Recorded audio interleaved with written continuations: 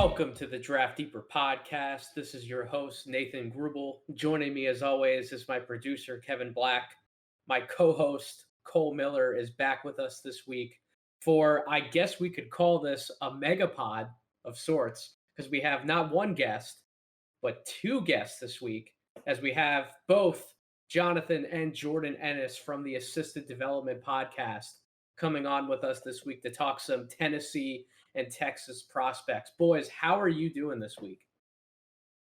I'm doing good. Pretty excited.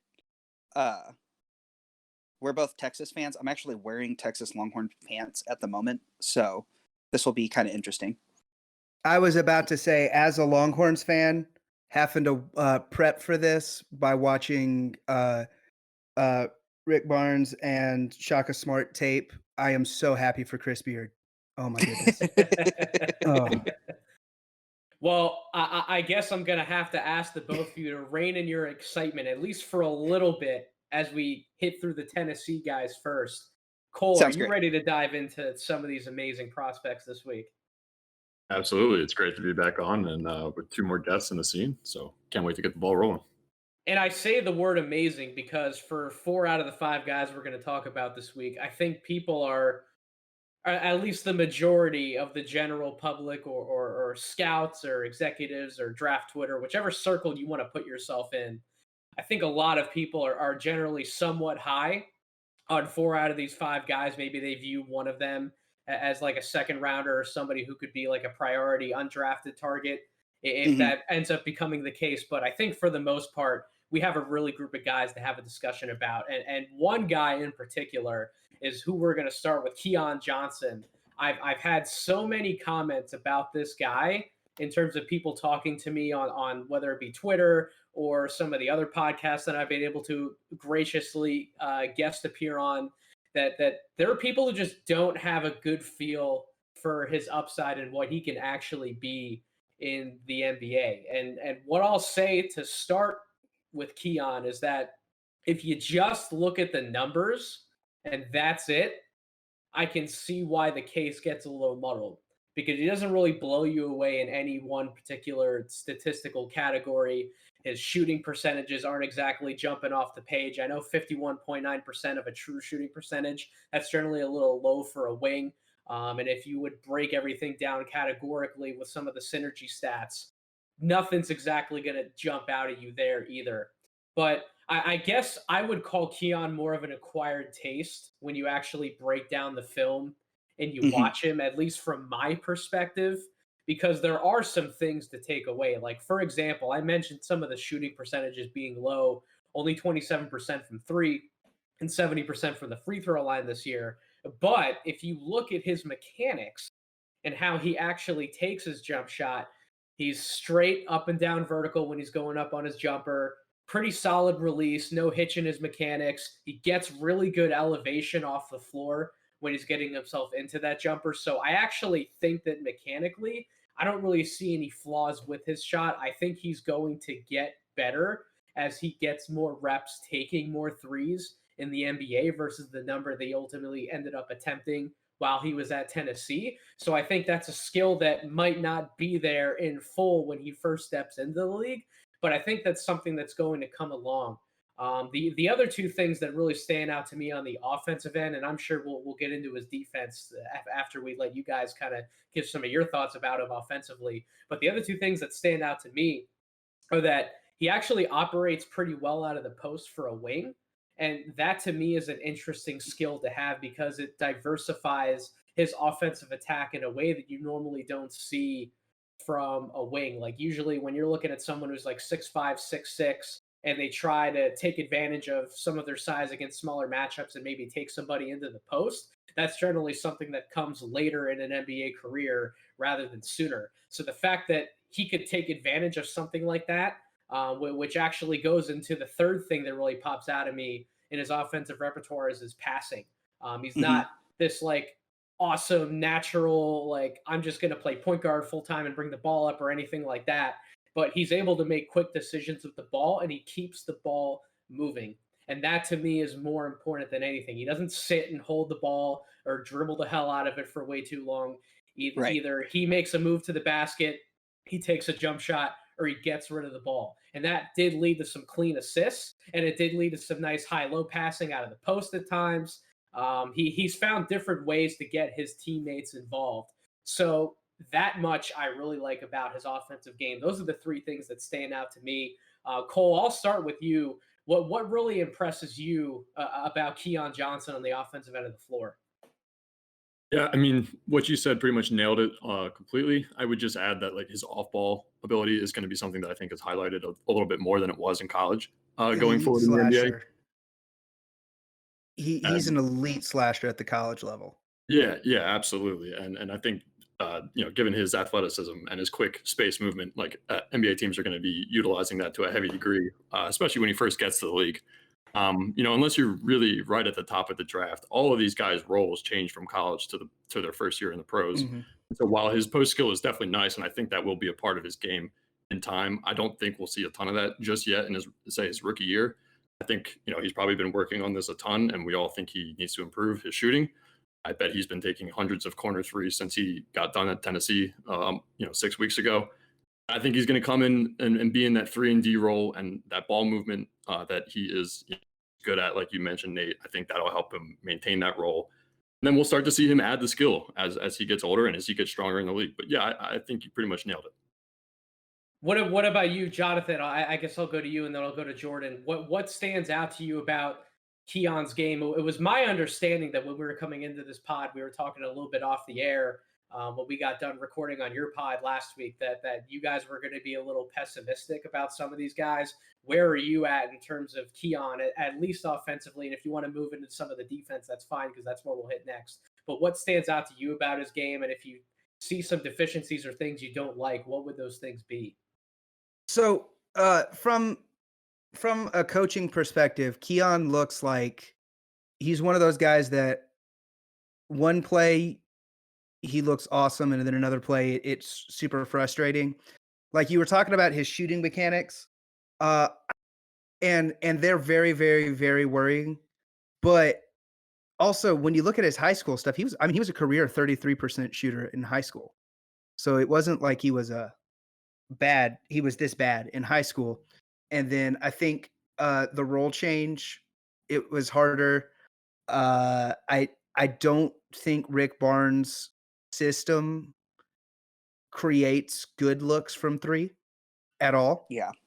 And I think part of that is everyone has to take tough threes. So, we'll get into Jaden Springer later. So I think the fact that he actually shot a really good percentage is actually more impressive and more telling than some of the other guys shooting bad in that system. But I look at him and I'm not sure I buy complete lottery talent on it, but I'm still kind of high on him. I definitely have a first round grade on him. I was looking at trying to find someone similar in the body. The problem is his physical profile doesn't scream that a mid-range scorer is going to translate. He's really skinny and he's a little bit on the short side for that. Like we were saying, I just don't know that an NBA team's going to let him post up like that going forward. But I was looking at some numbers.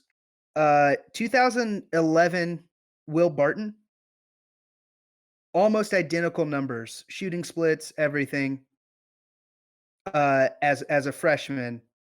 And then the next year, he shot 26% from three and 69% from free throw. And I think Keon's actually a percentage point higher in each of those. But then sophomore year, Will Barton, before he declared for the draft, then jumped up to 34% from three and 74% from free throw. So we've seen someone with that same kind of physical profile who didn't have a hitch in their jumper. All of a sudden it just started falling and everyone felt better about him. And the more I'm looking at Keon, the more I'm leaning into that second camp. What about you, Jordan? Where are your thoughts on him? So Keon is one of those ones who because again, if you watch highlights, you think that Keon's going to be like a Hall of Famer. If you're just watching his highlights, but if you're actually watching games, then you're like, oh, maybe this guy has a super low floor. So I kind of have him in a 6 to 15 range. like if everything goes absolutely perfect for him, he's going to be kind of like a George Gervin style offensive player, where he's going to be able to pass and to run an offense as your secondary ball handler, but still be able to score. I just don't think everything's going to go perfect for him. So I'm leaning more to like, like a middling outcome would be something along the lines of like Keldon Johnson, where he's going to be kind of an undersized like 3-4 instead of a 2-3. But again, he's just not strong enough for that. So it's really hard to find a spot for him. The one he reminds me the most of, which is probably a terrifying prospect, he reminds me a lot of Josh Green. And I know that Josh Green is not the highest viewed prospect right now because he's been kind of buried on the Mavs bench.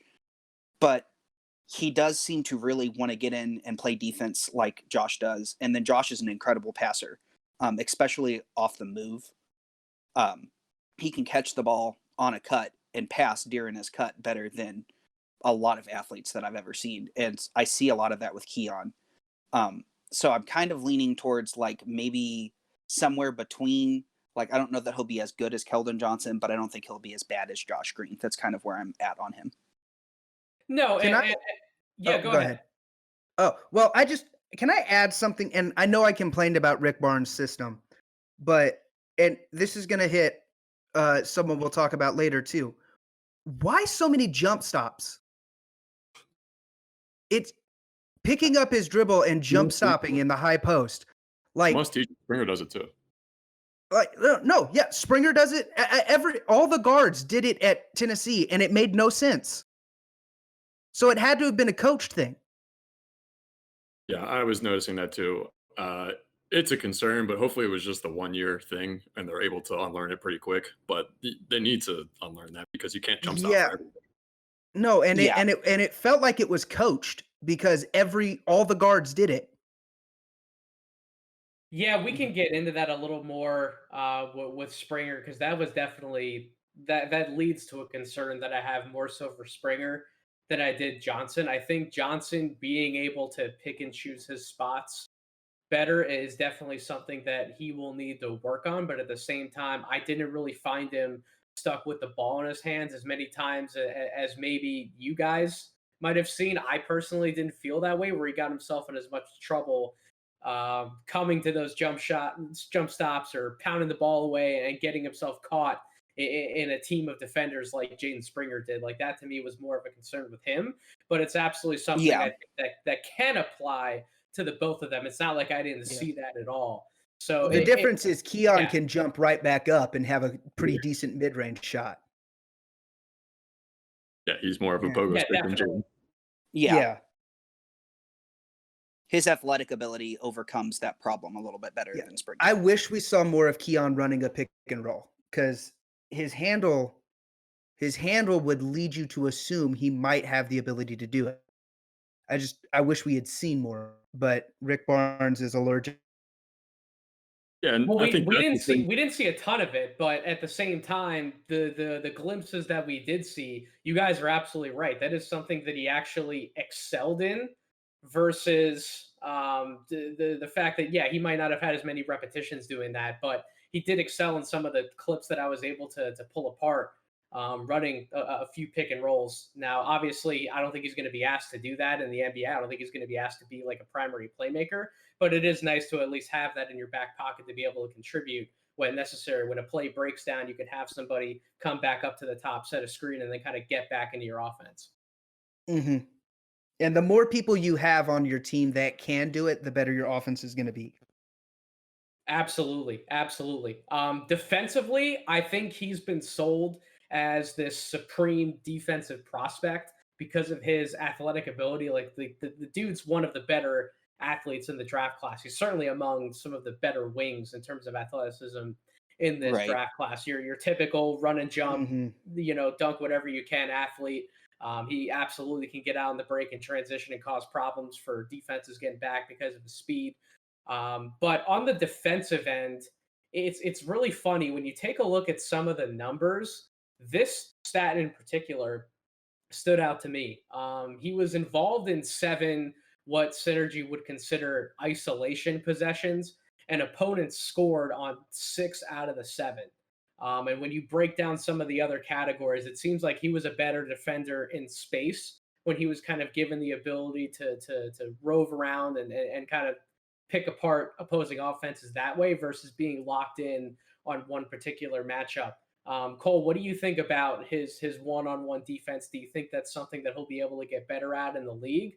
Or is he kind of like been billed as this defensive prospect that maybe he's ultimately not, and maybe more of the intrigue with him could lie in the offensive end in the future? Yeah, I think he's been a little overbilled. I think people see the athleticism and the size and the length, and they go, "Oh yeah, clear, easy defender." And he probably, at college, he's bigger, stronger, and longer than most people he's guarding. So yeah, he's probably a plus defender, and that's probably going to translate. But that's not always the case. As you said, he might pick up more of an offensive load.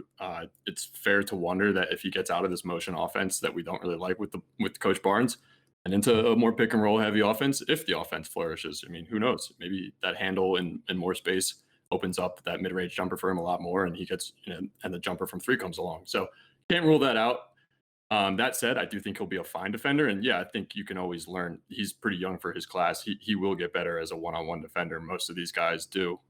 It's really hard to pigeonhole anybody for one-on-one defense at this age and at college. Yeah, that's very fair. What do you think, Jonathan? I What would do you think say about his defense? Oh, Jordan, go ahead. I would say for me, like he's kind of like again, this is a Mavs comp, but kind of like a Dorian Finney-Smith, where he thrives as a team defender, but he might sometimes get forced into that man defender, and it makes Yeah. a problem because he's just not thick enough to be a great on-ball defender. Like to me, I would rather have Luka guarding some people on ball than I would rather have Dorian Finney-Smith, just because Luka, like if you hit Luka, he's not falling over. Like if you kind of start to back down Dorian Finney-Smith, he just doesn't have the girth to stand up against it. It's not that he's doing anything wrong or that his form's wrong. It's just he's not big enough. So I'm worried about that with Johnson. If people are thinking that he's going to come in and be like a Kawhi level defender or something like that, if you're thinking he's going to be an All NBA defensive team guy, I think you're wrong. But I do think he's going to be a positive defender. I just don't think he's going to be like a lockdown guy. Is that kind of where you're at, Jonathan? Keon's the inverse of another, in my opinion, overrated defender, Marcus Smart. Marcus Smart is thick and bodies people up, but then all the off-ball work is terrible, and then he blames his teammates for it. And so, but Keon's got really good off-ball work. Keon's really good at blowing up actions. He's not the best at stopping isolations. Like, and I think a lot of that has to come to core and lower body strength. And as that thickens out, and as he matures as as a human being, as he matures as a man, his body fills out more. That could get better. We've seen that with a lot of skinny guys, like Andrew Wiggins is the name that comes to mind. The older he's got, the better he's been at holding him.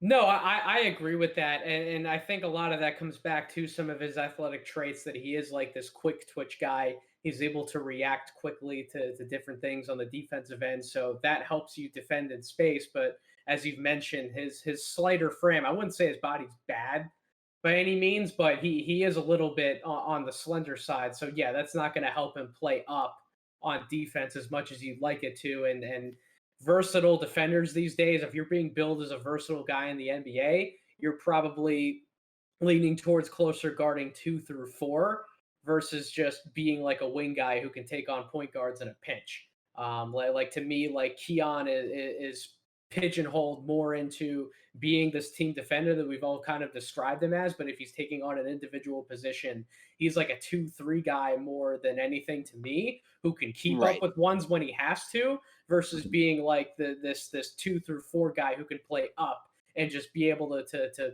withstand contact from somebody in the post.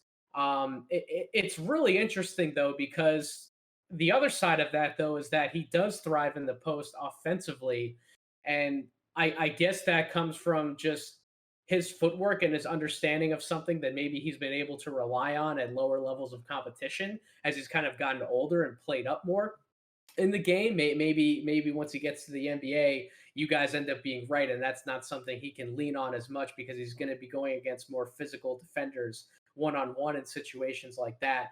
But that's just a really interesting inverse that he excels. He can excel in the post on one end of the floor, but he's probably going to get beat down and bruised up a little bit on the other end. That's just a really interesting thing for me to be able to evaluate. But I guess at least to me, I see enough of a skill base with him, and obviously the athleticism screams upside to the point where I feel really comfortable about. I like if I was making a draft pick, I feel really comfortable about taking him anywhere in like the 6 or 7 through 10 to 12 range, just because of all the things that we've laid out here on this podcast today. The firm base of skills, the fact that the jump shot is probably the swing skill, but I see positive signs that it's going to come around. Defensively, maybe he's not this individual stopper, but if he's not a negative and in turn he can force turnovers and do things from a team concept, that just seems like a really safe wing prospect to be able to draft. And teams can't get enough of wing prospects, period, in the NBA right now. So I really think that bodes well for his case, and he's going to be someone whose draft stock I really want to monitor as we get closer to the draft, because as he's able to work out and interview with teams, I wonder what kind of intel is going to come out about him. Maybe that shoots him up somebody's board. Maybe it shoots him a little bit further down than we might anticipate because if people get him in for some skills and drills and they figure out that maybe he's not as high IQ of a guy as we thought, and maybe he's going to take a little more time than we're initially thinking for him to come along. Maybe that shoots him a little bit down. I think the intel process pre-draft is going to be really telling in terms of where he ultimately goes. That's my 2 cents, Cole. I don't know if you have anything else to chip in on that. Yeah, I was going to make a rather big stink about how I wish I could see what Jaden looks like at this point in his development, 6 weeks removed from college, just because he was so young for the class this year. But yeah, it's definitely fair to wonder at this point, what they're working on and what they're going to do and how that will affect the team's boards. And we won't really see that take place until draft night. That's a really good segue into Jaden Springer. Oh, unless you guys wanted to add something. I was just and this applies to Jaden too. They're both so young. They're both so young, and their bodies are so obviously not done developing that I think they already look different. Traditionally they'd be the type of guys that could get could really boom. Yeah, I mean, they show up to the combine in years past like 15, 20 pounds heavier than like that's the type of stuff that sends these guys going skyrocketing. Yeah, I'm looking at my first round right now, and I've got 18 people in my first round that are wing-sized guys. So it's just kind of going to depend on wing, to be honest, where he goes and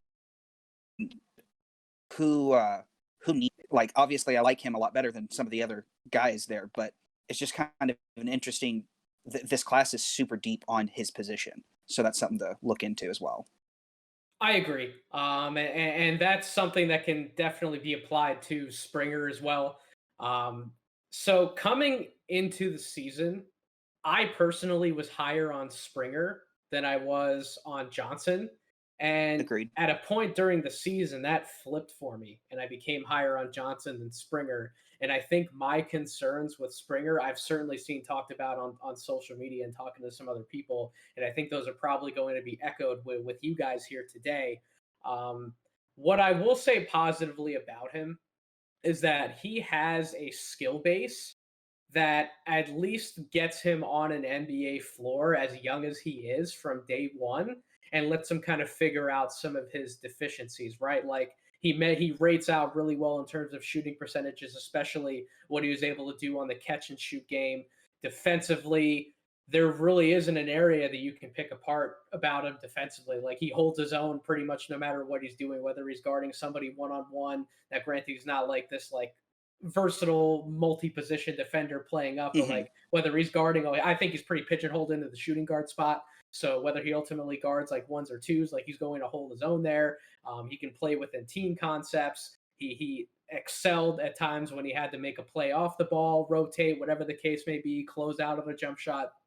There really weren't any numbers that indicated that he couldn't do anything on the defensive end, at least to some extent. But offensively, I mentioned the catch and shoot game. He wasn't terrible at making plays for others. I think vision is definitely something that can improve with him and his play recognition when he's not pounding the ball away. But just the biggest thing that stuck out to me was he gets himself caught in these long jump shot opportunities, right? I'll call them opportunities. They really shouldn't have been opportunities for him in the first place, but he gets himself just in these really tough contested mid-range shots, and he doesn't get a ton of elevation on those shots. He fades away when he's taking those shots. And I just felt like every single game I watched him, he was leaving not just one shot, but like a bunch of shots, like off the front of the rim. And I'm talking about like easy little bunny, like even short jumpers, not even necessarily something he's taken from like 1 or 2 steps inside the arc. Like I'm talking about like bunny shots, or he would go up for something and he'd get blocked on those shots.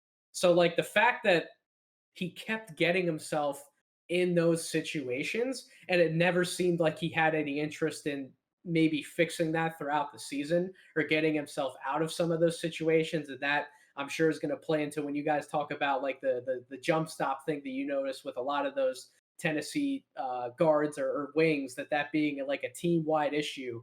I mean, he certainly didn't take any steps for me to fix any of that. And it led to him being not as efficient from the field overall as he likely could have been when you factor in everything else that he does from a shooting standpoint, when you're putting everything together in like a true shooting percentage metric. Like he ended up being in the 25th percentile in all jumpers off the dribble and 25% shooting on those short, like bunny type jumpers, as I kind of mentioned. That doesn't bode well to me. And the other thing that stood out to me from the synergy stats was that he was below average driving right, and he didn't register enough possessions going left to even be measured in that metric. So clearly he's right hand dependent, doesn't really have a left that he can go to around the basket. So while he has a base of skills that can get him on an NBA floor, he doesn't really have anything, at least that sticks out to me right now, that he's going to be able to just kind of like flip the switch on when he gets in the league, like his first year or two, and he's really going to take off. Like I think if he gets better at some of these other skills, like some of those, like some of like the mid-range shot creating, the playmaking for others, like these are things that I think are going to take real time. So I think an NBA team has to keep in mind his age 100% when they're drafting him, because I think it's going to take him a little longer than some of these other guards that we can look at in this draft class. So I know I just went on a giant tangent about Springer there, but I think all of it was pretty valid, and probably, like I said, they're going to be points that you guys are going to echo. So Cole, I'll start with you. How much of those sentiments do you also echo? And what are some of the things that you like about Springer, and what are some of the things you think are going to hold him back early on? Yeah, I would echo. I do echo a fair amount of those, especially when you made the point, like, what exactly is he going to do day one in the NBA that gets him minutes on the court for a team, especially given where he'll probably end up being taken in the draft. So he's going to need to impress in practice. I don't know if he's necessarily a G League guy just because of the base level of skill he does have, but maybe he is. If you really like, I think for people out there, you're sliding Jaden up your rankings if you think there's potentially a full-time point guard lurking in there somewhere. And if not, you're probably standing pat with where you have him right now. But there are some things he showed throughout the college season that were kind of like natural point guard. Like he has some ability to naturally dictate the defense and draw them in on some drives and kick. He has some pretty good vision in the lane, I thought, actually. And I could see those things being brought out more again once he leaves this motion offense and he gets to a more creative pick and roll heavy type offense. But at the same time, if he becomes a full-time point guard, do you lose some of that defensive specialness defensive ability that makes him special? So I'm still kind of grappling with Jaden. He's kind of like you said, he's got a nice level of skill in a few different areas. But where does it all sort of funnel into, and what kind of player does that make him ultimately? I know earlier in the year, you and I kind of talked about him as a souped up Avery Bradley, and I think that's still pretty apt right now. I think that's his path. I'm a guy who can defend, play the off guard position a little bit and play make, perhaps more than Avery did, but be able to play make in a pick and roll setting every now and then too. Yeah, and before I kick it over to you, Jordan, I'll go to you next, but I'll just add in the fact that like right now he's a 3-and-D guard.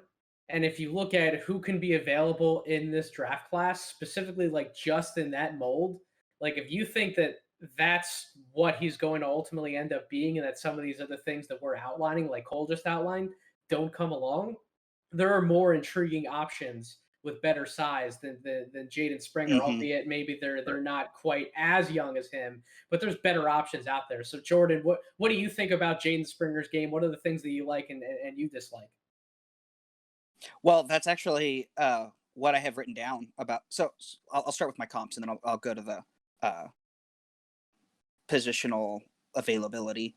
So like if he does become a point guard, and if he does like develop these skills and stuff, that's like a Gary Payton style defender. Obviously not going to be near as good, but he's going to be able to pass and shoot a little bit and be a really good defender. So if he can be a point guard, that's great. I just don't think he can be a point guard. I just don't believe he's going to be a point guard. So I've got him more in like a Marcus Smart, Avery Bradley kind of role. Or if things really don't work out well, Elie Okobo, like he could. To me, I don't know where exactly to have him, because his floor could seem kind of like you said, like a G League guy if things don't work out well. But if things work out well, then he should probably be a top 10 pick here. So it's just kind of a very weird range for him. I've got like an 8 to 19 range. It's a pretty broad spot for him. This is the question that I have for you guys. I think he, at least for his age, is a better passer, shooter, and defender, and has better positional size than Davion Mitchell. But there's no way I could convince myself to take him over Davion Mitchell right now. And so I just don't know what it is about him that I don't like, but there's something I don't like. Jonathan, I'll let you chime in since you haven't exactly chimed in yet. But before I mean, it sounds like we keep comparing him like Marcus Smart, Avery Bradley. It sounds like Boston's going to freaking draft the guy since they've already had this guy before. But with the way we're talking about it. But go ahead, Jonathan. What are your thoughts on Springer? I have a non-Boston comp. I will say that. There we go. But the reason, Jordan, is that horrendous mid-range scoring. Yeah, that horrendous mid-range scoring that he kept doing. When you look at it, he was almost elite at finishing at the rim. When he got to the rim, he just didn't get to the rim a lot, and he was almost, and he was elite shooting percentage from three, but he didn't shoot a lot from three. He just took a lot of mid-range stuff, and part of me feels like that's coaching. Austin Rivers got Mike D'Antoni to save his career, because, and that's kind of my comp is with him is a rich man's Austin Rivers, because Mike D'Antoni looked at him and said, and Daryl Morey, they said, look, dude, only take threes and only shoot at the rim and play your butt off on defense and play two guard. And so if he goes into the NBA with the idea that I can be a rich man's Austin Rivers, and if I just cut out that mid-range game completely because it is not effective or helpful to my team, I really think he could be something that's good. But I'd still think I'd go Mitchell and probably Butler over him. Yeah, for sure. So, Jonathan, do you think that the mid-range game can eventually come along, or are you just flat out sold right now that like, no, it's not going to come? He needs to kind of just abandon a little bit of that and just do what we know he can do from the get-go. Look, I'm not 100% a Morey Ball disciple, but at the same time, unless you are like Rudy Gay or DeMar DeRozan or like someone like that, it's almost always going to be a better shot. There's almost always going to be a better shot than a contested mid-range shot. So, and especially if you're a guard of his height. So I I don't see it as a necessary skill, if that makes sense. I don't really see guards being three-way scorers as a necessary skill. So here's kind of like the last point I'll make about Springer. I'll want to get your guys' thoughts on this because it's something that I've been thinking about today. But I've said previously that Springer is to me the one guard in this draft class who could absolutely explode onto the scene, and he Mm-hmm. becomes something that I didn't see coming, at least that quickly right out of the gate, because of his propensity to take some of those mid-range shots. I like that he has that mindset that like there's other shots that you can get besides an open catch and shoot three-pointer. I just think he needs to mechanically fix his approach and how he takes those shots, straighten up his body a little bit, not always fall back on some of those looks. And I think that in time, that's something that can come along for him. Like if I had to choose an NBA player for him to just watch a shit ton of film on and try and emulate some of that mid-range game, it would be Devin Booker. Because I think Devin Booker was Oh, somebody who came into the NBA and we knew that he had a three-point shot, but we didn't know everything that he was able to do inside the arc, especially from the mid-range. And now when you look at Devin Booker as a scoring guard, he's like almost exclusively working out of the mid-range, or he's trying to get to the basket. Like, sure, he'll take threes when he has them, but he doesn't have the same emphasis on the three ball now than when he did when he first got into the league. And I think that's because he got more comfortable working on his approach and some of the things mechanically with his jump shot from the mid range. And he got more comfortable making plays for others. While he's not like a full time point guard, I think being able to get some exposure to the position with what Phoenix was doing with him early in his career and his development helped him just get more confidence inside the arc overall. And I'm not going to rule out that type of path for Springer to develop into in the NBA. It's not like he's a bad athlete. He's a power guard. He can get separation on some of those jumpers. I just think he needs to mechanically change how he goes into those shots, and I think some of that can come around for him. Cole, what do you think about what I just laid out for Springer? Yeah, I think you need to keep that in play if you're evaluating Springer as a potential draft pick because like he definitely could be the guy or one of the couple guys that we do the redraft process next year. He's in the top 10. Um, and I think that happens if the point guard stuff does start to come to fruition a little bit more, or he just becomes like a very obvious, go-to scorer a lot faster than we're anticipating. I think that comes about if like I think why we're kind of down on him collectively as a point guard right now is I think he's lacking a certain element of like zippiness that most point guards have with the ball in their hands. He Because he's just all doesn't. power. Yep. Right. Yeah. And which is great. But at the same time, he needs to, most point guards in the NBA have that zippiness or that fluidity with the ball in their hands that he's lacking. He can change tempo, but his change of direction isn't spectacular just yet. That said, he has power. He does have a lot of power. And I think there could be some athleticism to be unlocked still because of his youth and just, it just comes about in waves sometimes when you're that young. First the explosion comes about, and then you can start working on other drills once you've locked in your body. So I can't rule it out for Jaden. I think it's unlikely, but who knows? Jordan, you kind of seem surprised and somewhat delighted at the same time when I brought up the Devin Booker name. What do you think about what I just said? but if he could find someone who would like actually really work on him with the mid range, where he could actually make that a strength instead of a weakness, that would be great. And also, Booker also runs pick and rolls now, and he didn't do that in college too. And so, since he didn't run as many pick and rolls, like I think that would be a great, comp for really changing everything. And like everybody believed in Booker before the draft, but was afraid to take him because you didn't know what he didn't do.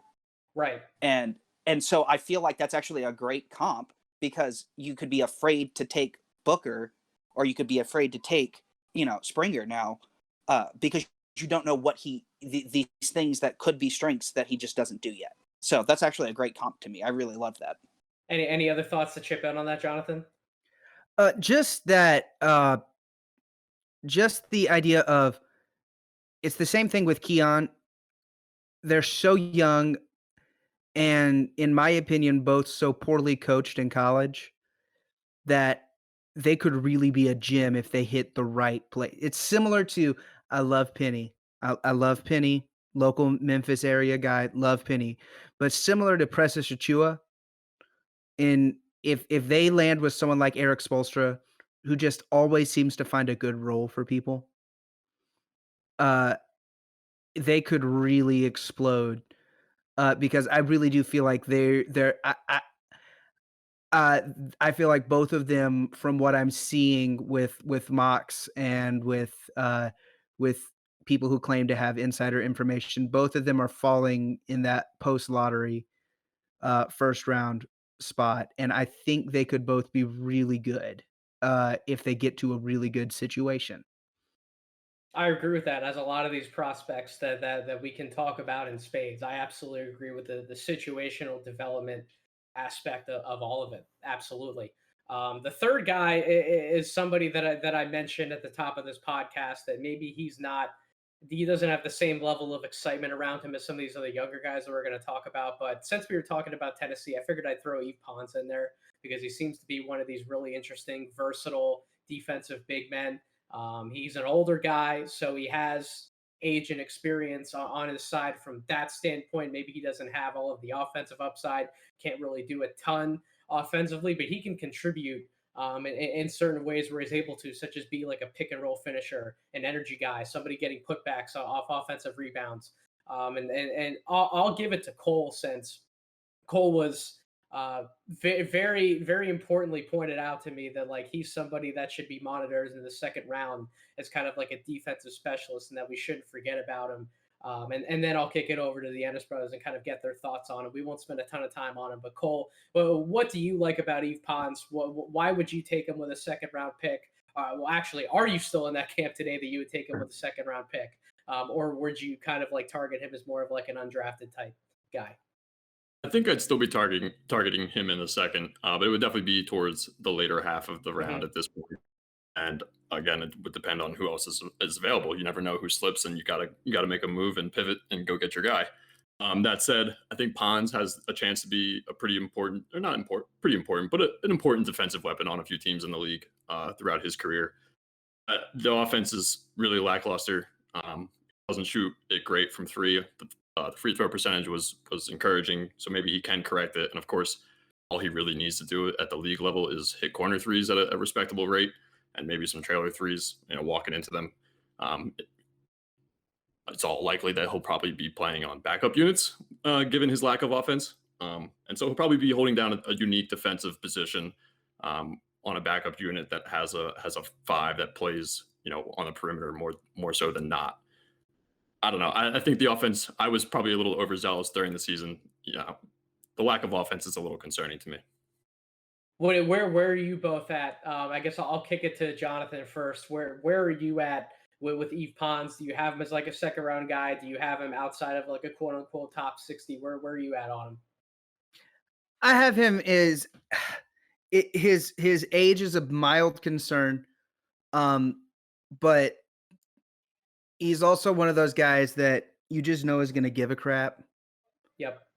and I really just like those guys, and part of that might just be the guy that's had to coach middle schoolers that don't give a crap, but I really like it, and he reminds me a lot of guys in that Simi Ojeleye mold, that uh, wing size guy, but they're so just effort driven. You feel like you can play him at forward.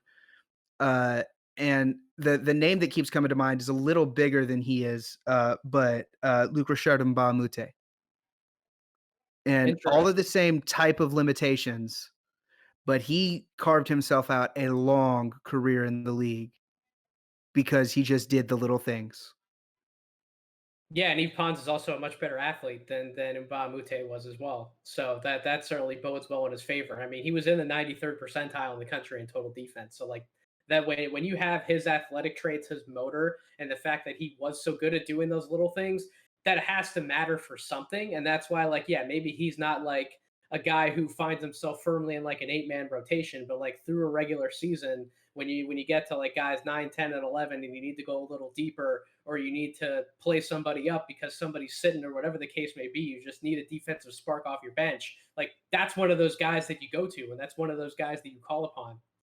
So that's why I certainly think that he could be a valuable target, even if you don't have him in like a top 60. And I would like to see where you have him, Jordan, in a second. But whether you're drafting him or not, he should be somebody that you're definitely looking at and evaluating either way. At least that's how I feel about it. I know you joked about Springer was definitely going to end up on the Celtics, but this feels like a Brad Stevens guy to me. You're not wrong. So for me, I would say with Pons, I just want to be completely clear. I've had him in my top 60 like every year that he has been at Tennessee, and he keeps not coming out. So I love Pons. I've got him 59 right now, and that's mainly because I'm hoping that no team drafts him because the Mavs don't have a pick this year, and I'm hoping we can get him as an undrafted free agent. Like, I love Pons. I think, like, absolute high end. If he can get his 3-shot to fall, he could be like Bruce Bowen. But like even his low end is like Juan Toscano Anderson. Like he's that good. I absolutely love everything about Pons. He's who I want on my team. Just love his hustle. Love that his athleticism, his willingness to absolutely try super hard on defense. Just love it. Listen, if you're going to tell me that his outcome in terms of impact in the league can be like Juan Toscano Anderson, you don't have to say any more than that. You have me sold already. I love watching that guy in the NBA. Everything that he does for that Warriors team, night in, night out, doesn't get enough credit. I remember watching the other night. I saw that play where he leapt over and he crashed into the media section there. And everyone was just like wondering if he was all right, but like he didn't even think twice about doing something like that. And Any guy that's gone into concussion protocol twice, I'm sold on. Absolutely. So I think we're all somewhat in an Eve Pons camp, which is that's definitely good to hear. I think he deserves to hear, at least. But once again, he deserves to hear his name called. Yeah. Once again, NBA teams don't draft him so that he can go to the Mavs. Just want to point that out again. Moving on to the Texas guys that you two are both excited to talk about, or at least I hope you're excited to talk about these guys, and maybe one other guy I'm going to mention towards the end of the podcast. Who knows what we have time for? But I'll start with Kai Jones. So Kai Jones has a really, really interesting following that's been emerging on social media of late. Like, I guess the start of the year, I don't know if people even had him in like a top 30. Then you see him like explode all the way up to like the lottery. Then you see him kind of like slide back in the court of public opinion a little bit. Now, all of a sudden, like when the games have stopped playing and people are just sitting there watching film all day, he starts jumping back up again. Now to potentially somewhat crazy heights. Like our good friend Bryce Hendricks, follower of the pod, had him in like a top 7 or something like that. So top 5. A lot. To top 5, that's right. Whoa. He had him at 4. I thought I was high on him. He had him at 4. There are a lot of interesting opinions about Kai Jones of late. Cole and I have there are things about him that we like, and obviously I'll let Cole share some of his thoughts when I'm able to go to him. But there are some things about him that we like, but we also have our concerns.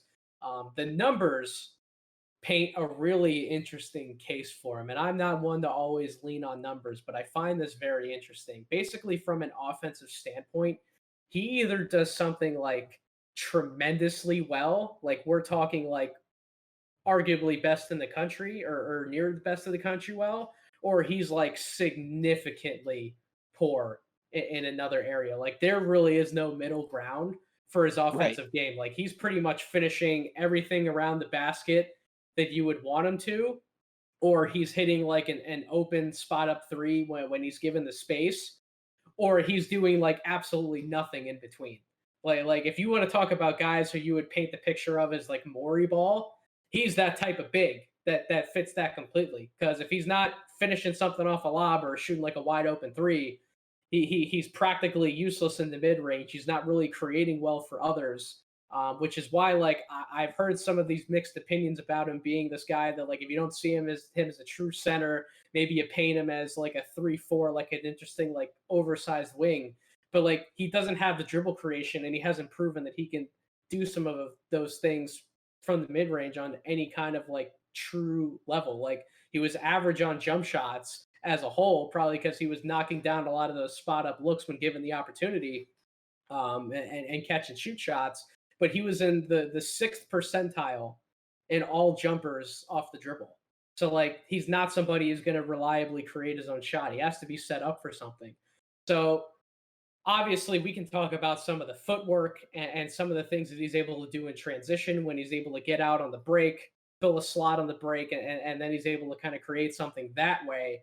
But I just don't know if he's going to be a reliable half court scoring weapon, at least when he's in the NBA, like his first few years. Even as a role man, he rated out in the 12th percentile as a role man. So like, what is he really doing in the NBA from day one? Like, do you trust him taking a diet of like 3 to 4 catch and shoot threes from NBA range right when he steps onto the court?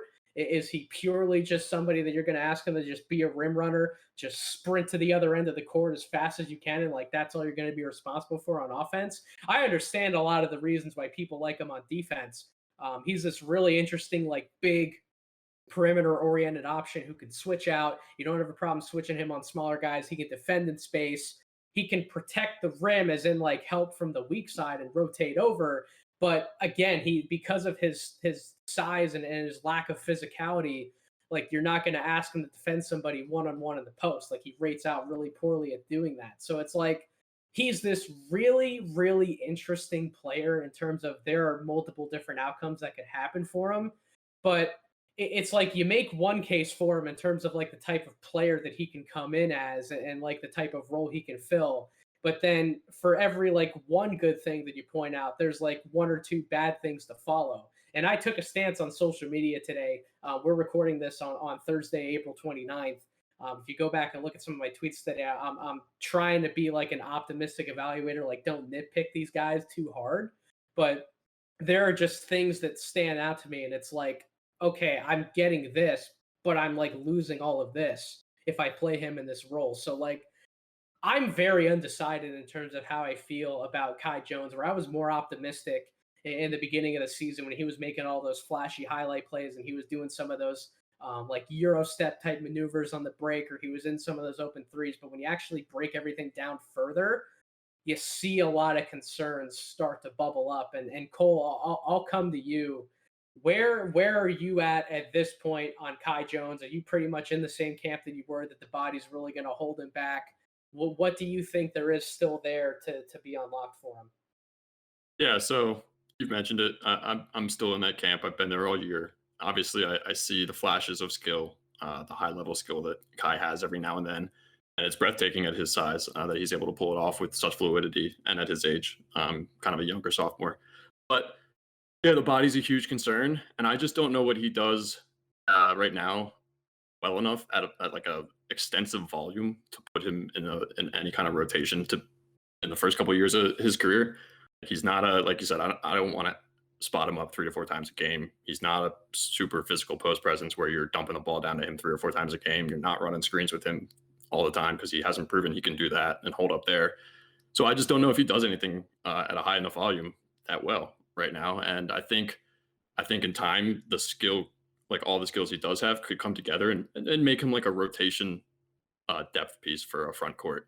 Where in the NBA, I think it might be more valuable going forward to have a couple different bigs on your bench that are capable of doing a couple different things. Maybe one who's a little bit more old school, back to the basket, runs the paint, and then one with Kai's type of skill set.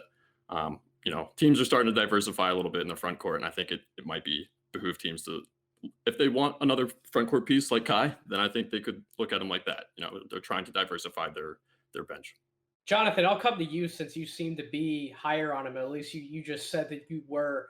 My kind of like high end upside comp for him, if everything breaks well, is that he's this like Chris Boucher type weapon off of your bench who gives you a different dimension, being able to shoot the ball, attack a closeout if that's there. Like he just gives you something different to throw at teams from the 5 spot. But the more I look at him, like I said, the more like I just don't see if all of those things can even break right for him to get like that type of role for him in the NBA. Like why are you high on him? Please feel free to push back on Cole and I and make us look like idiots. I love when people come on the podcast and do that. Like if you're high on him, please explain to us why. Well, number one, I'm high on him because the track record of guys who have looked questionable under Shaka Smart and gone into the NBA, and those question marks kind of disappear is pretty high.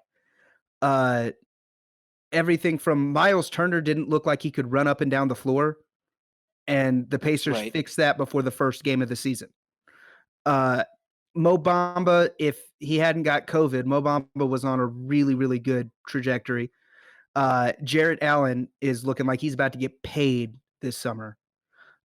Jackson Hayes, all these guys that have come in and they have looked super questionable every year. When you try to go nitpick, stuff is wrong. And the consistent common denominator is Shaka Smart. So that's my number one reason why some of those things just don't bother me, because I've seen people that as soon as they leave Shaka, it irons out.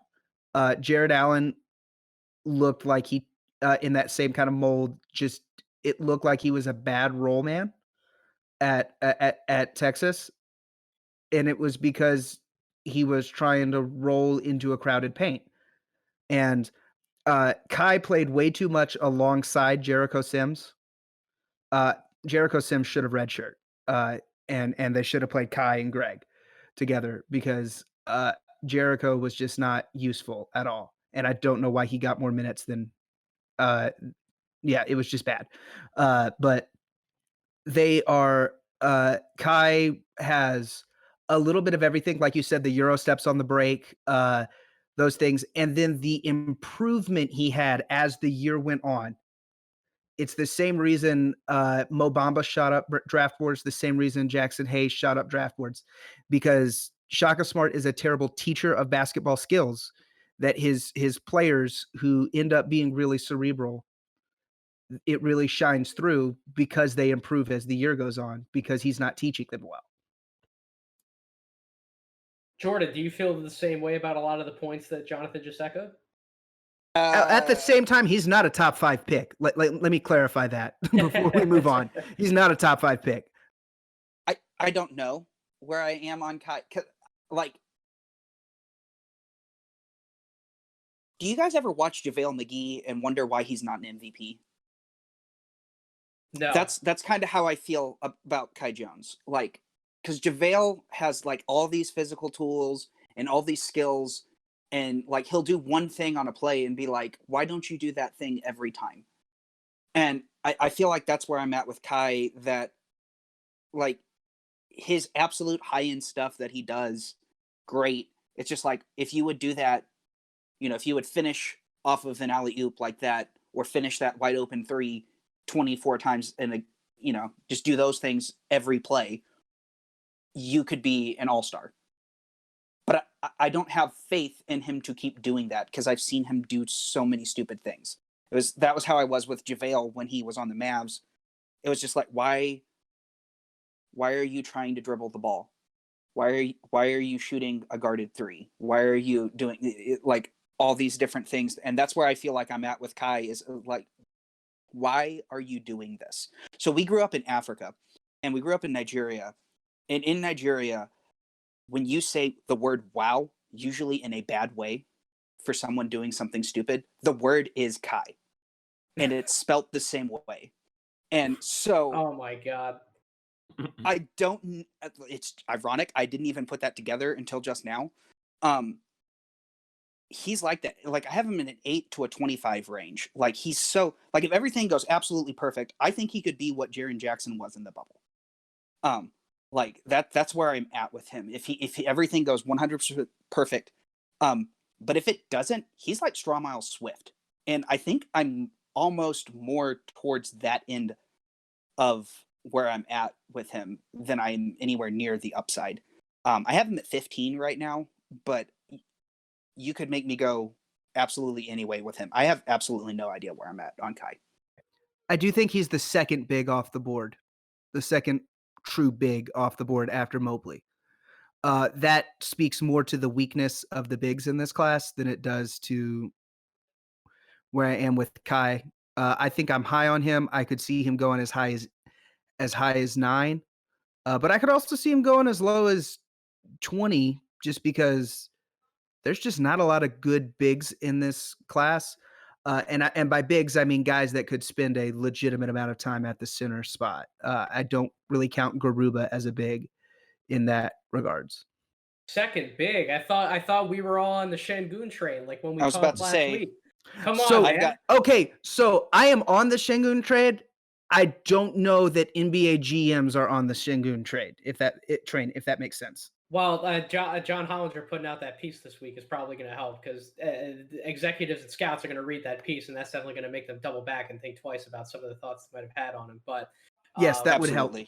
The last point I'll say is that Jordan, please don't put JaVale McGee's career on our man Kai Jones. I do not want to see I don't want to see any of these guys on Shacked a Fool as many times as we saw JaVale McGee on that segment. But yeah, I hope it turns out better for him than that.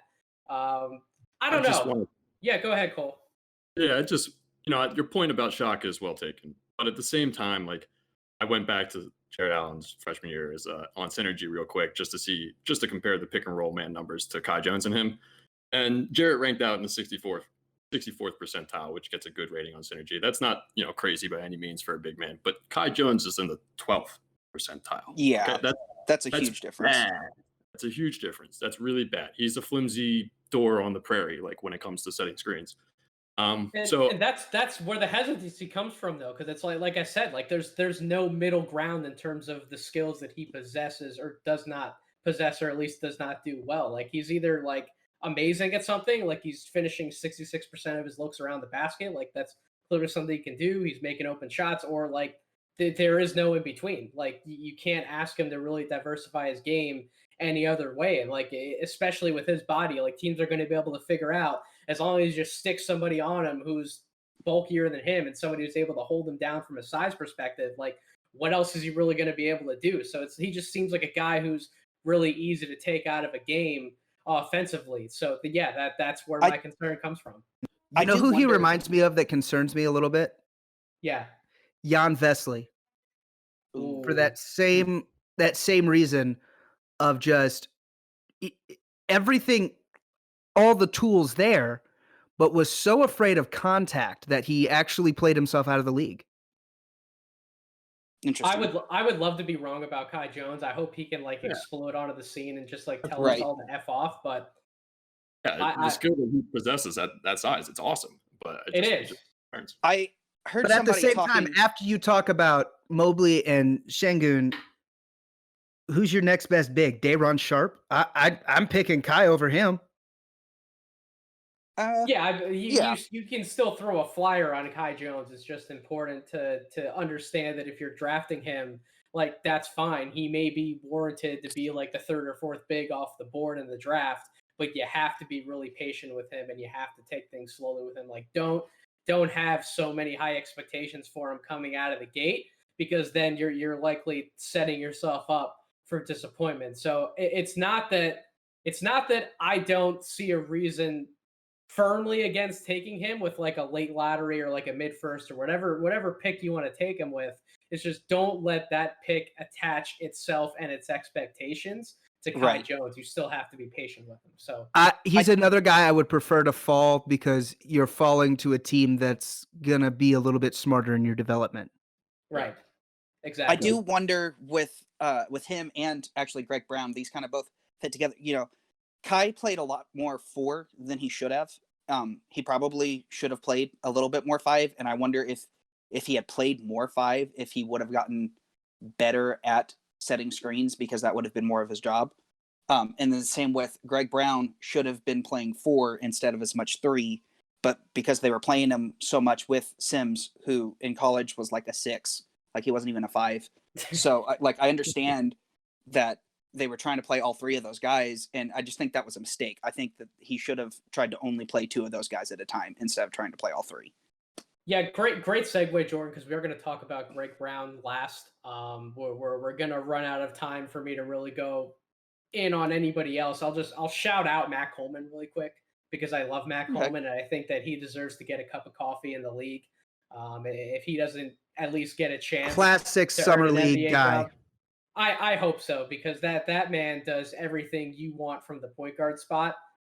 to help you win games. Maybe he's not the same athlete as some of these other point guards. He doesn't have the same upside, but he's just a competitor, and he just really seems like a winner. Like especially this year, his senior year, like he hit a lot of big shots for that Texas team to help them win some games. Like I shout out to Matt Coleman. I just hope he gets his chance somewhere. I think Coleman should use his other year of free eligibility.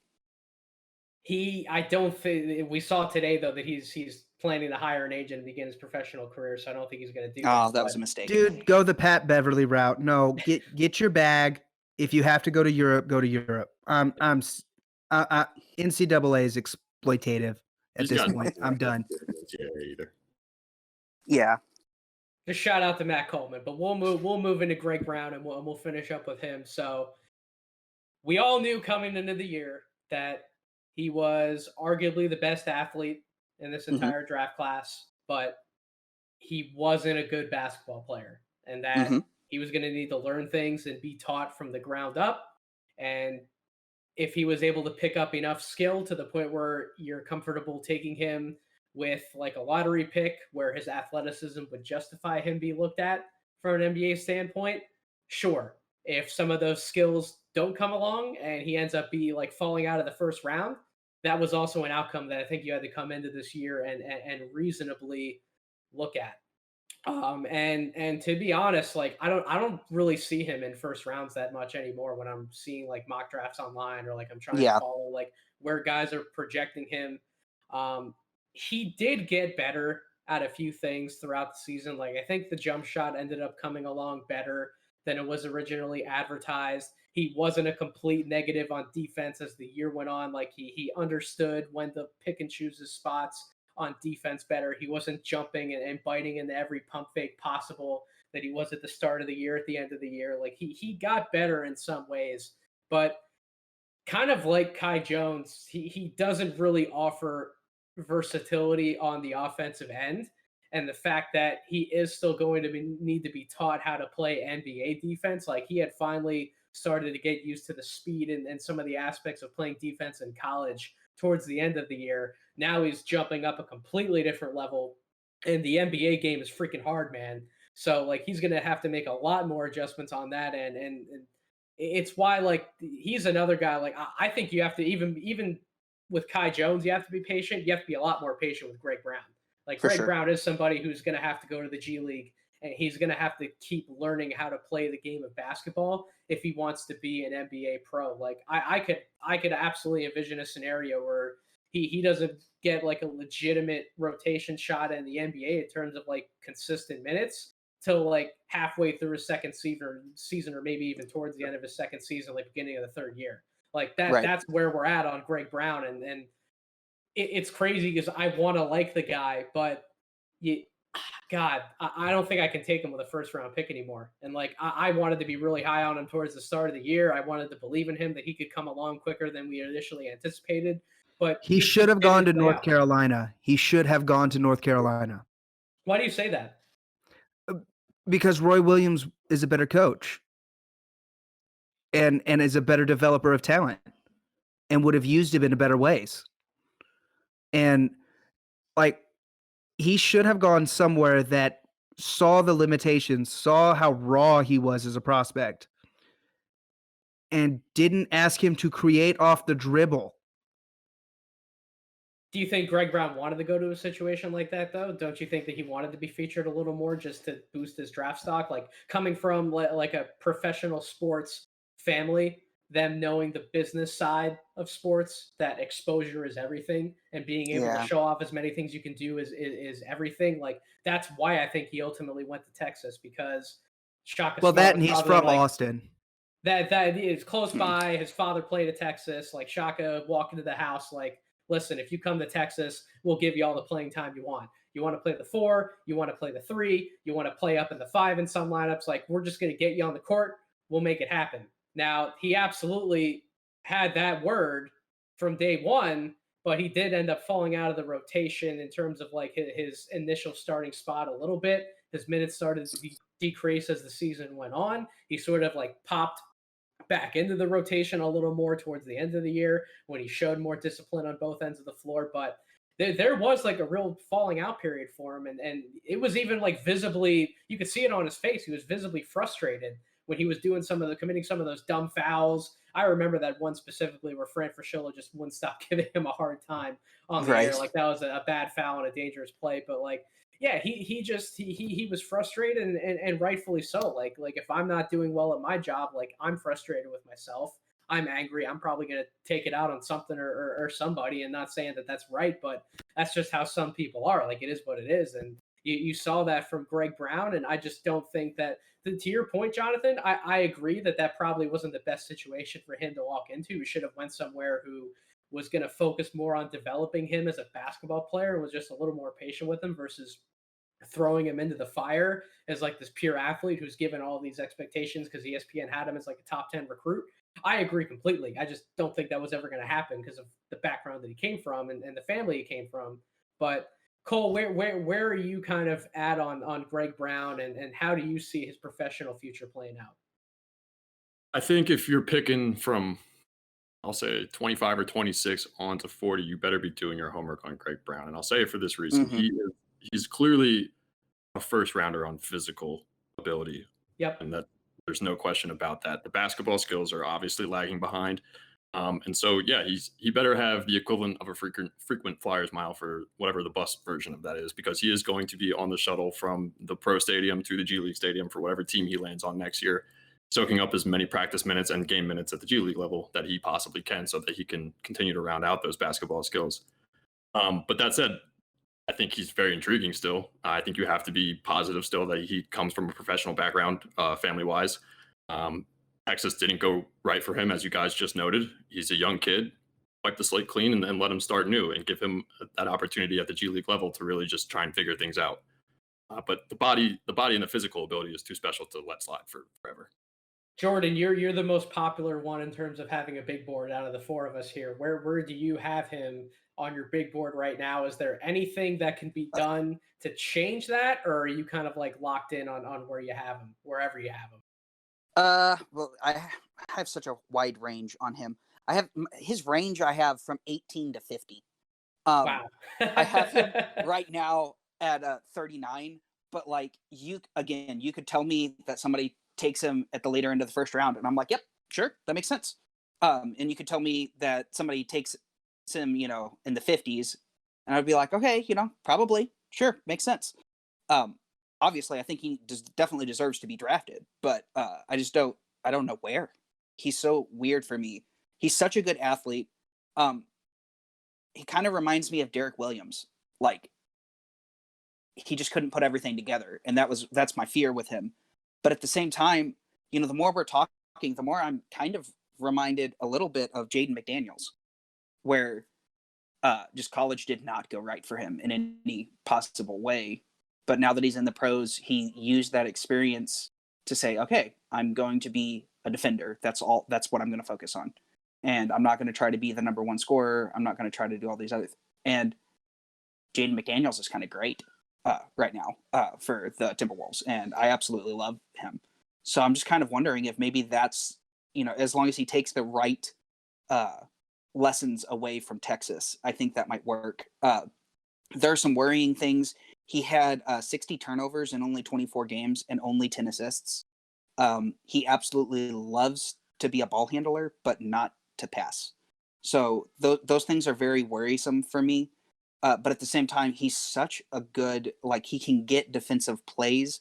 Not all of them are stops. That's something that I noticed is so he got his hand on the ball a lot, but a lot of times he would give it right back to the other team.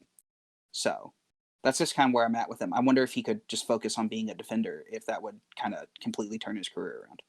I mentioned John Hollinger earlier, and his name comes back to me because you talked about the assist to turnover disparity, and Greg Brown famously would show up on Hollinger's Twitter account whenever he actually got an assist. It would be like, oh my God, this is like a record day. Like we need to celebrate this because of his lack of passing instincts. But that comes with him not knowing how to play the game at a high enough level just yet. But that's an interesting point you make about McDaniels, because certainly Cole and I over at Draft Deeper, we're also big fans of McDaniels, and we always were, because we took away a lot of the defensive aspects of his game that he brought to the table on a consistent basis for Washington. And there are times where Brown puts it together on defense and he's disciplined, but at the same time, he's energetic and he's playing with a high motor. And there's like a string of like 3, 4, 5 possessions in a row where, as you mentioned, Jordan, he's getting his hand on the ball and he's making something happen, whether that's a deflection in a passing lane or he's like challenging like multiple different shots at the rim on one trip of the court. Like he swats something away, the other team gets it back. He's coming right back up off the ground and swatting it away a second or a third time or however many times it ends up being. But yeah, that is an outcome for him that can happen sooner rather than later if an NBA team is willing to trust him with that kind of a role. Like for McDaniels, if you actually went back and you watched enough Washington tape, you saw him do that and be that effective on the defensive end pretty much every game that they played. Obviously, his offense was middling, being nice at times throughout the season. Certainly, there were more games where he was hitting more threes than and then there were other games where he wasn't hitting many of any shots efficiently. But that was at least something that McDaniels hung his hat on from game one all the way through to the end of the season. That wasn't the case for Greg Brown. You did see his motor disappear at times, did see some of that energy flicker out of his eyes. So he doesn't have that kind of a case on paper and on film to earn that type of role right away from day one in the NBA. But again, if he can prove that he's a hard worker, he wants to come in and just learn and be a sponge in the G League from day one, and maybe that's the opportunity he's given towards the end of like his first year playing professional basketball, or maybe like at the beginning of his second year playing professional basketball. I agree with you, Jordan, that is something that he should come in and want to focus on. Like, okay, I'm not this star wing shot creator, however you wanted to classify me from the first day I stepped on foot at Texas, but what are the things that I can do well where my athleticism can contribute to from day one? How can I get there? What can I focus on? And then, you worry about everything else falling into place later. But yeah, I agree with you, Cole. You just, an athlete like that, you can't purely dismiss him and like let him fall out of the draft or late in the second round or something like that. You kind of have to have him on your radar late first, early second. His body too, just like, I know he's only listed at 205 pounds, but at 6'9", like he has the build. I could see him packing on a shit ton of muscle, and he just comes back as like this brick house, like going into his rookie year. Absolutely. Not losing mobility. Exactly. Not losing any mobility. He could be a physical freak. His hips, the way and the improvement he made towards the end of the year really sticks out. Again, I would tend to say late first, mid second round with him. But the way he really improved defensively over the year, this is the elephant in the room for me. Cade Cunningham is a generational talent. And Greg Brown outplayed him in the Big 12 tournament. In their matchup. He outplayed him in the Oklahoma State game. And that's what gives me some question marks about how good can Greg Brown be. Because when he locks in defensively, flips his hips when someone tries to ISO on him, he's really good. And then add to the fact that he can shoot in a catch and shoot. He can finish lobs. He can be a weak side help defender. And I just genuinely selfishly hope Memphis takes him, because I want to see him, because I'm a little closer to the Hustle arena than I am to the Grizzlies arena. And I know he'll spend some time with the G League. He is one of those guys that you, like we've all said, you have to be mindful of. And I will be very curious to see if he can rocket up boards a little more than where he's at right now, just through like the whole workout process and the interview process, like we talked about with some of the earlier Tennessee guys. He's somebody who better be on his best behavior and giving 110% during those workouts and coming in with the right answers to some of those interviews, because he could help himself in that process because of how he's going to test out athletically. He should kill workouts too just like absolutely, like every scout should be drilling over him when he, they talk about Kevin Garnett, the way that he got drafted was he just like jumped up and started like smacking the top of the square during workouts and stuff. So like if that, like he could do that kind of stuff because he's a great athlete. I agree. I would love to be a fly on the wall for those workouts and especially the interviews too. I would love to actually get to know Greg Brown and talk to him. But with that being said, that's going to do it for this week's episode of the podcast. Guys, you are all awesome. We broke down these prospects pretty well, at least I would say. Hopefully our audience agrees with us when they get to listen to this. But Jonathan and Jordan, where can my audience find your work? How can they get at you on social media? How can they talk to you guys? Because we all talk on social media, but my audience has been really active of late, and I want to make sure that they know where to find you guys. You can find us at... Oh, go ahead, Jordan. I'm on Twitter, and so I'm pretty easy to find. It's the Turi Preacher is my handle. So I'm pretty active on Draft Twitter. You can find us on Facebook. We've got the Assisted Development Podcast. We're trying to be a lot more active on that.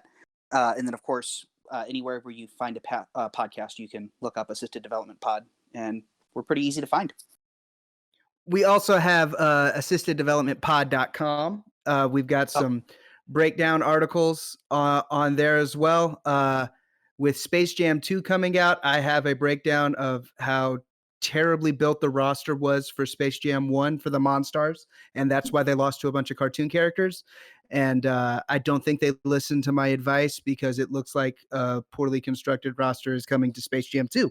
So, yeah. Just some fun stuff to read. Absolutely. I love it, Jonathan. So thank you again so much for everyone listening. Subscribe to us wherever you get your podcast, be that Apple Podcast, Spotify, or on YouTube if you haven't already.